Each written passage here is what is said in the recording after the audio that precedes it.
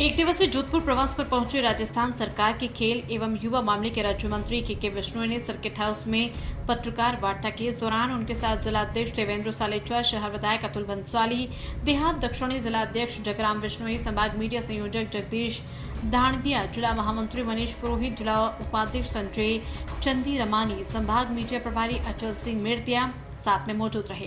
इस दौरान राज्य मंत्री के बिश्नोई ने वर्तमान में राज्य सरकार द्वारा कुल 1,11,000 से अधिक सरकारी नियुक्तियों के लिए जारी की गई विज्ञप्ति के बारे में जानकारी दी। राज्य मंत्री बिश्नोई ने वार्ता के दौरान कहा कि राजस्थान की सरकार देश की पहली ऐसी सरकार है जिसने शिक्षित और अशिक्षित नौजवान युवाओं को काम देने के लिए एक अभियान छेड़ा है। प्रधानमंत्री नरेंद्र मोदी के नेतृत्व में एवं मार्गदर्शन में युवाओं के सपनों को साकार करने का काम राजस्थान की भजनलाल सरकार कर रही है। राज्य मंत्री के बिश्नोई ने कहा कि पिछली कांग्रेस सरकार ने युवाओं के भविष्य के साथ खिलवाड़ किया और हर परीक्षा में पेपर लीक किए गए, हजारों युवाओं के करियर बर्बाद किए। हमारी सरकार ने पहला सबसे बड़ा काम ये किया कि पेपर लीक पर रोक लगा दी गई और पिछली सरकार में फर्जीवाड़े से नौकरी करने वालों को चुन चुनकर पकड़ा। राज्य मंत्री के बिश्नोई ने कहा कि हर दिन ऐसे फर्जी लोगों को एसओजी पकड़ रही है, छोटी मछलियां भी पकड़ी जा रही है और बड़े मगरमच्छ भी गिरफ्त में आ रहे हैं। राजस्थान की पिछली गहलोत सरकार में 17 भर्ती परीक्षाओं के पेपर लीक हुए थे, जिनमें से 8 परीक्षाओं को रद्द कर दिया गया था। उनमें से 50,000 से अधिक पदों की भर्तियों को गहलोत सरकार ने रद्द किया था। जोधपुर से हनुमान सिंह राजपुरोहित की खास रिपोर्ट। मजबूत कानून व्यवस्था का पहली बार राजस्थान प्रदेश में अच्छा उदाहरण भी पेश किया है। लगातार जो युवाओं के भविष्य के साथ में खिलवाड़ करने वाले गिरोह थे, गैंग थे, उनके खिलाफ कठोर कदम भी उठाए गए और भविष्य में ऐसा ना हो।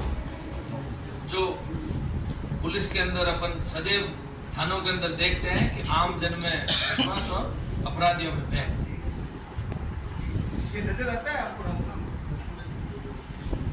अभी भर्तियों से रिलेटेड आपने सवाल किया और आप पिछले 10-11 महीने से सर भर्तियों से संबंधित सवाल है मेरा।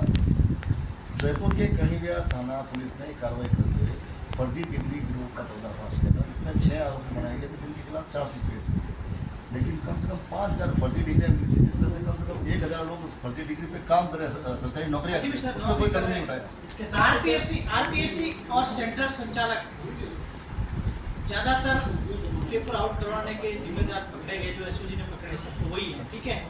उनके खिलाफ अब जो सेंटर दिए जाएंगे, आरपीएससी किस तरह की कार्य प्रणाली आगे यूज करेंगे? देखिए, जैसा कि आप लोग पिछले 10-11 महीने में देख रहे हैं कि जो सीधा इन गिरोह से संबंधित रखने वाले व्यक्तियों से लेकर के फर्जी अभ्यर्थियों से लेकर के छोटी मछलियों से लेकर के बड़े मगरमच्छ तक धीरे धीरे पकड़े जा रहे हैं या रडार के अंदर।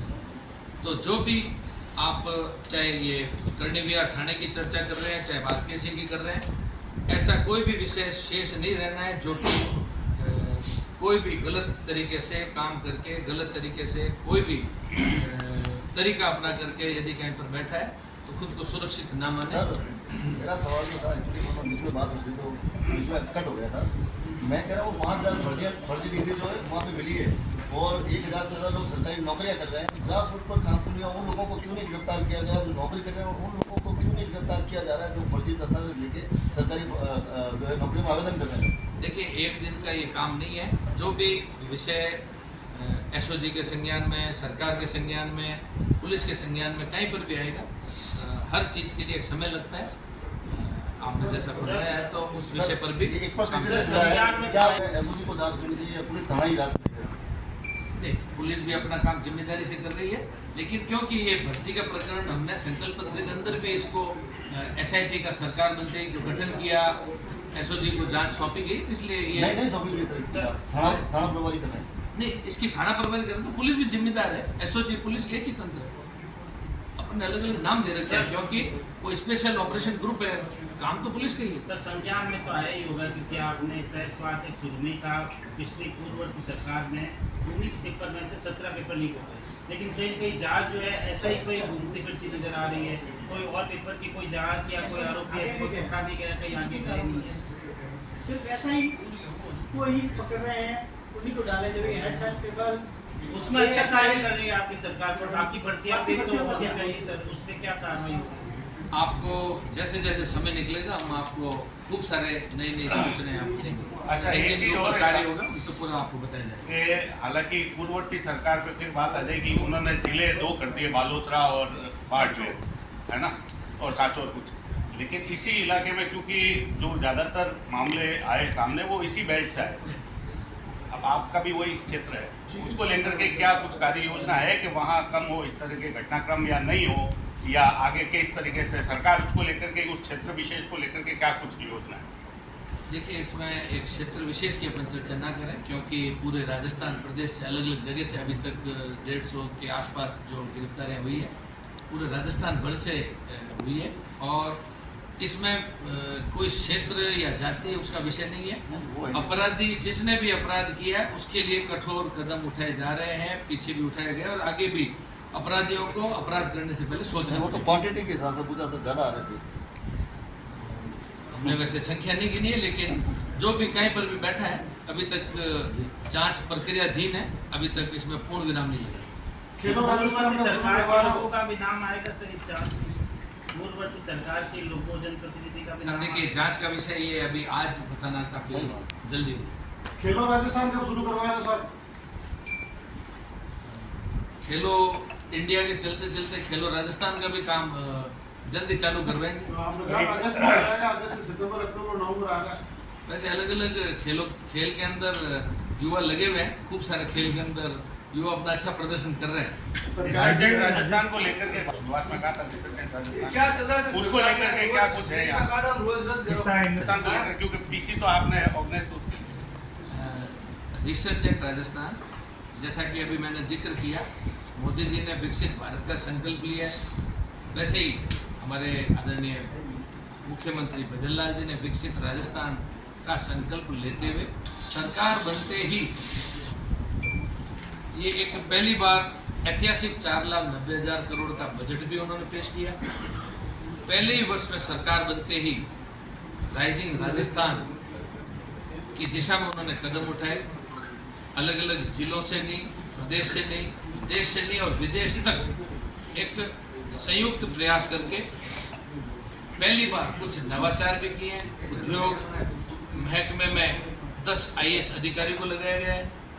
अलग अलग वरिष्ठ 18 IAS अधिकारियों को अलग अलग देश के साथ में उनका एक प्रभार उनको दिया गया है, ताकि उन देश से जो भी निवेश आएगा तो उन अधिकारियों के, चाहे वो कोई डिपार्टमेंट में उनकी पोस्टिंग हो, लेकिन वहाँ से निवेश आने पर वो जिम्मेदारी पूर्वक एक सिंगल विंडो की तरह उन निवेशकों का साथ देकर के जमीन पर कैसे उद्योग को उतारा जाए उस दिशा में काम किया जा रहा है। और अब तक लगभग 12 लाख प्लस करोड़ के कुछ MOU साइन हो चुके हैं। और चर्चा करना चाहूँगा तो पचपदरा की धरती से, क्योंकि भारतमाला जो जामनगर से अमृतसर तक पचपदरा रिफाइनरी को होते हुए एक लंबा हाईवे मोदी जी की लंबे विजन के साथ में राजस्थान प्रदेश को मिला, और दूसरा दिल्ली मुंबई फ्रेट कॉरिडोर में भी अपने को 2 जो हाईवे मिले हैं, इनके बीच में और इनके आसपास खूब सारे नए नए उद्योग, जैसे इधर रिफाइनरी का काम भी मार्च 25 तक लगभग संपूर्ण होने का है, उससे जुड़े हुए सब्सिडरी खूब सारे व्यवसाय यहाँ पर आने का है।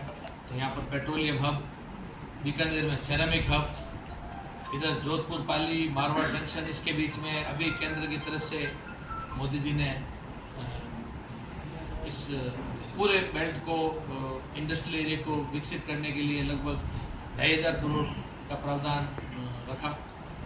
और आने वाले समय में यहाँ पर सोलर से जुड़े हुए, चाहे सोलर मॉड्यूल से जुड़ी हुई फैक्ट्रियाँ हों, चाहे अभी तक लिथियम बैटरी का जो कंटेनर साइज की बैटरी, उनसे जुड़े हुए उद्योग हैं। और जैसे कि आप और हम सब जानते हैं कि राजस्थान प्रदेश मिनरल रिच, धरती धन, जो मिनरल स्टोन, इन सब से जुड़े हुए व्यवसायों के लिए आज राजस्थान अग्रणी जिलों में से, अग्रणी स्टेट में से है। और आने वाले समय में जैसे जैसे समय निकल रहा है, चित्तौड़गढ़ के अंदर एक ग्लास फैक्ट्री को अपन ने इलेक्ट्रिसिटी, गैस इलेक्ट्रिक वहाँ पर देने का काम चालू किया है। जैसे ही वो थोड़ा सस्ता बिजली का जब इंडस्ट्रीज़ के लिए मदद मिलेगी तो खूब सारे नए उद्योग भी यहाँ पर, चाहे टाइल से जुड़े हुए उद्योग हैं उनका आने का होगा। आईटी सेक्टर में अजमेर है, हाईटेक सिटी जयपुर, और कुछ फर्टिलाइजर से जुड़े हुए भी एथेनॉल बेस्ड जो बायोफ्यूल के, चाहे वो प्रतापगढ़, डूंगरपुर, गंगानगर, हनुमानगढ़, सब जगह पर अलग अलग दिशा में इन दोनों हाईवे को साथ जोड़ते हुए बाकी सभी जिलों के लिए वन डिस्ट्रिक्ट वन प्रोडक्ट का भी दिमाग में रखते हुए सरकार बहुत अच्छे तरीके से युवाओं के भविष्य